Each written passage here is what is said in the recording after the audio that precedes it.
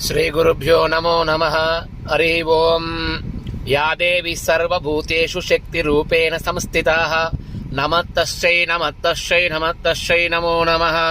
ప్రేక్షక మహాశయులందరికీ కూడా శుభోదయం. గురువుగారు అక్షయ తృతీయ రోజు బంగారం కొనాలా వెండి కొనాలా అని చెప్పి చాలామంది సందేహంతో అడుగుతున్నారు. శాస్త్ర ప్రకారం పురాణాల్లో అక్షయ తృతీయ రోజు బంగారం కొనాలి వెండి కొనాలని చెప్పి ఏ పురాణాల్లో శాస్త్రాల్లో లేదు. మరి అక్షయ తృతీయ రోజు ఏం చేయాలి అంటే వస్త్రదానము జలదానం చేయాలి శాస్త్ర ప్రకారం. మరి దాన ధర్మాలు చేస్తే చాలా పుణ్యము. మరి జలదానము వస్త్రదానం చేసినట్లయితే చాలా పుణ్య ఫలితం కలుగుతుంది. జలదానము వస్త్రదానము చేయడం వలన మీకున్నటువంటి దరిద్ర బాధలన్నీ కూడా తొలగిపోతాయి.